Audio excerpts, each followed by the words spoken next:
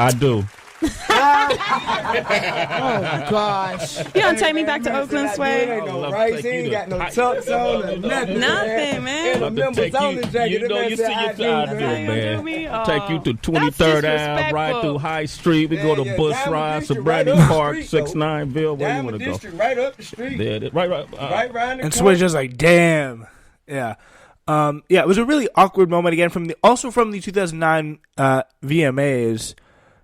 Same year as our first selection. Really awkward moment for the 2009 MTV Music Video Awards. Lil Mama, for some reason, crashed Jay-Z's Alicia Keys show closing performance of the NYC anthem, Empire State of Mind. Lil Mama was sitting 2 rows away from the stage, was so inspired by Hov and Keys' performance that she wanted to join in the action as an audience member. She walked on stage and stood awkwardly as a backup dancer behind the scenes. This may only be a visual thing, but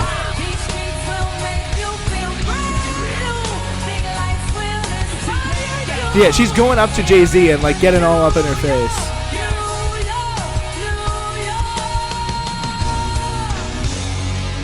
And she's just there on the stage mid-performance. That's a real bit of a throwback, but if you remember that's got to be something that's just like, what? This is like crashing the stage. No one even probably knew who she is. So this was interesting. On July 25th, 2019, the veteran Hot 97 personality Funkmaster Flex, probably one of the best DJs out there. Shout out to Funkmaster Flex with his bomb. This is the Funkmaster Flex bomb. If you ever wonder why I play this is the Funkmaster Flex bomb. One of the best. He loves cars on Instagram. I follow him. So yeah, he was kind of on the receiving end of Tyler, the Creator's trolling session during a freestyle session on his radio show that he always likes to do. He began spitting sexually charged rhymes. As a mean Flex looking in the index for buff net just for some hot butt sex. So we're gonna go to the 1:20. Let's start at 1 minute 20 and play some of this. You're young. And you got time. And then like when people be like, we've been married for 20 years. Oh, so he's talking about marriage. But we're going to skip ahead to play this moment here of him 20 years rapping. Fuck someone else. All right. You ready? Yeah, I'm giving y'all 9 bars. Y'all just got a 3-hour interview. I'm cute as shit. We just let the world know you are a geek, goop, nerd, fuck. Goop. He said goop. Goop. Oh my God, he's in goop. All right, ready? Okay. DJ Juanito's on the set. We're gonna throw this on and get a feel. Let's do it. Ooh. Acting like I didn't hear this beat before. Hey, it's Tyler, Wolf Haley, Gap Tooth T, Bucket Hat T, Lemon Head Enzo, Lil Bunny Hop, Ace the Creator, Thurnis Haley, Cybex, Beef Loaf, Free Rakim, that's my guy.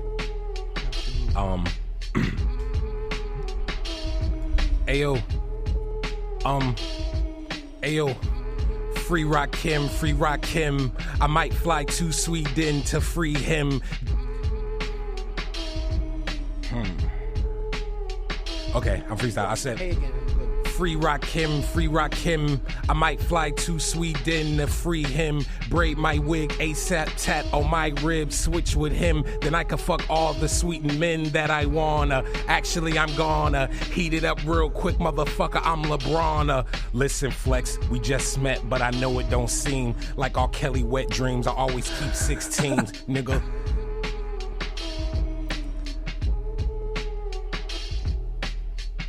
Me and Flex looking in the index for buff net niggas just for some hot butt sex. He's just like, what? What made you go with that verse? I don't. What made you with that verse? I got a little cousin. When I die, he'll probably take my He's still estate. going. I always tell him being self and always strive to be great. No. My mama a dealer, her son crack, nigga. What's that, nigga? Facts, nigga. Why when they mention black businesses, they never mention me? Dog, I don't know, please see me. Cause if they talking M's, golf did 17 and 18, motherfucker. And that's just one season, huh? Stocks that I own. How much stocks do I own? All of it, the whole bird. That's my broth in the bowl, nigga.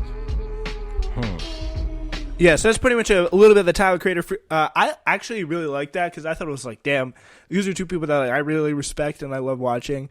Kind of meeting up and going at the same time. It's like it kind of was interesting, like backstory on like how the music industry works, and you could really tell that Funk Flex was like very, very impressed by what Tyler the Creator brought to the table after not being originally impressed because he thinks, oh, they're just some weird Odd Future type group from California. They don't even know what they're talking about. But it was pretty cool. But Tyler the Creator was obviously incredibly awkward. So 17 years after winning an Academy Award for the Best Original Song for Lose Yourself, Eminem made a surprise appearance at the 2020 Oscar Awards ceremony to perform 8 Mile, and there are really some pretty incredible reaction to this. By the way, an Oscars that I'm proud to say that I did not watch. People are very, very confused about this, and it was really one of the cringier moments, and there were some funny reactions. Of the performance, so she could have been getting into the intensity of the performance. Yeah. Brie Larson chuckled in her seat. I think she was just in shock that this was happening. It really came out. Yeah, just some of the really just good moments of some of the best. Really. We have 2 good ones coming up, but I just looked ahead. But anyway, yeah, that was really one of the weird moments because it's like Eminem, personally, I hate him. I hate the sound of his voice. I just really don't like. I know it's mean. I know he's a very talented guy. There's no disputing that. But I think the sound of his voice just really is very annoying to me. But yeah, it's just I got to get that off my chest and be honest about it. But also, he just didn't belong there, and the Hollywood elite were kind of taken aback by someone bringing the hip hop into their fancy movie performance, their celebration of themselves for the movies. Because obviously you gotta have the movies; they're very, very important. We all know.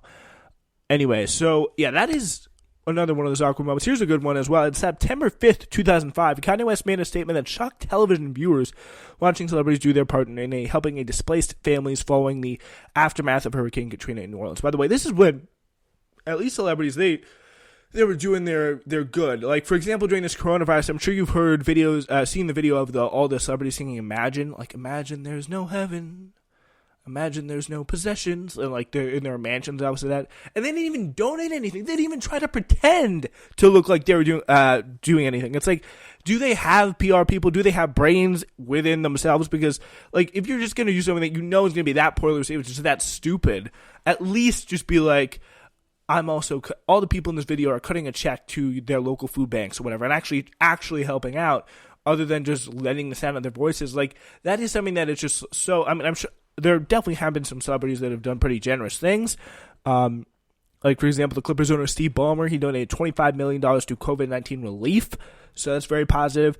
Another thing that we see is some really good, positive, charitable giving of people, billionaires, and giving up like 0.00045% of their income to help COVID-19. But at least back then, celebrities actually, like, they donated, they put time in. Now they're just doing nothing. They're seeing 2-second videos of Imagine. And really back then, September 5th, 2005, Kanye West really gave us a pretty shocking moment during a live broadcast of a concert for hurricane relief, which is a celebrity-driven telethon. He had called out then President George W. Bush, the rapper, felt was he was doing nothing for a moment of crisis. In a moment of crisis, he should just come out. Someone else should come out and say that the Kanye West type equivalent, maybe like a Tyler the Creator in a coronavirus telethon, social distancing concert. I don't know. Just be like, Donald Trump is whack or something like that. I don't know. It's my deep voice Tyler impersonation. But here's the clip that we all know. The George Bush does not care about black people. With the breach of 3 levees protecting New Orleans, the landscape of the city has changed dramatically, tragically, and perhaps irreversibly. This is Mike Myers talking there, the comedian. Feet of water. By the way, this is Kanye West in his hacky days. I hate the way they portray us in the media. If you see a black family, it says they're looting. If you see a white family, it says they're looking for food. And you know it's been 5 days because most of the people are black And even for me to complain You tell he's about going I would off be a hypocrite script. because I've tried to turn away from the TV because it's too hard to watch. I've even been shopping before even giving a donation. So now I'm calling my business manager right now to see what is the biggest amount I can give, and just to imagine if I was down there, and those are my people down there. So anybody out there that wants to do anything that we can help with the setup, the way America is set up to help the poor, the black people, the less well off as slow as possible. I mean, Red Cross is doing everything they can. We already realize a lot of the people that could help are at war right now, fighting another way, and they've given them permission to go down and shoot us. And subtle, but in even many ways more profoundly devastating, is the lasting damage to the survivors' will to rebuild and remain in the area. The destruction of the spirit of the people of southern Louisiana and Mississippi may end up being the most tragic loss of all.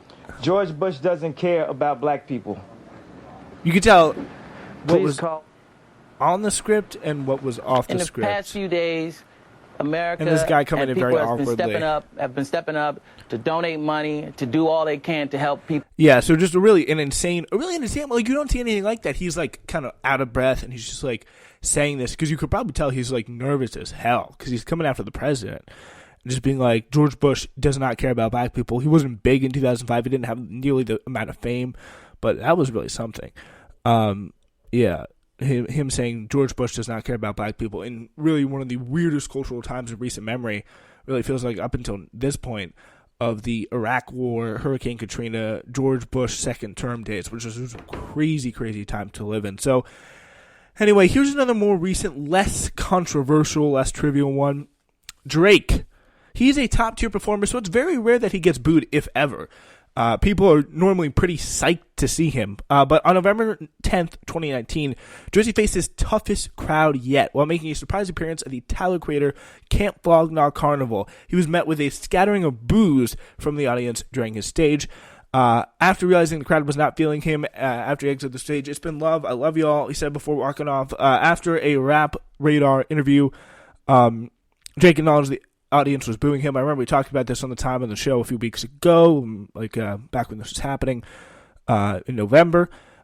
He understood that fans were hoping to see Frank Ocean grace the stage, but instead they got him. It was kind of an awkward situation because Tyler the Creator fans, like, you gotta understand, they're not like into rap for rap's sake. They're mostly, a lot of them at least, I think, were pulled into rap because of Tyler the Creator. They like that kind of the kind of Frank Ocean, Odd Future, Tyler the Creator type sect. I'm not surprised if there's a few Brockhampton stands mixed into there. You never know.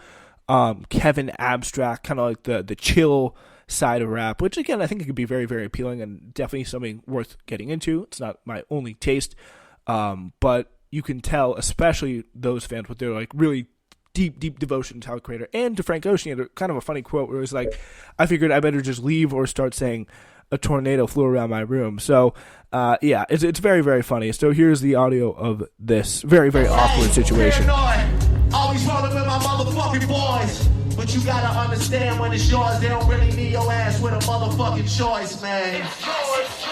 Flog Gnaw, make some noise for yourself tonight. Literally picking up his mic stand and walking off the stage. I'm gonna tell you, like I said, I'm here for you tonight. If you want to keep going, I will keep going tonight. What's up? If you want to keep going, I will keep going tonight. A lot of screams, a lot of no's. Well, look, it's been love. I love y'all. I go by the name of Drake. Thank you for having me.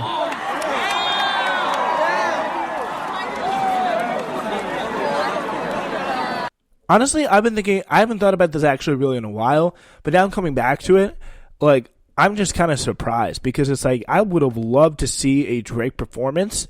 I thought that would have been very, very cool. If I had been to Camp Flog Gnaw, because obviously I can't, it's on the other side of the country for me.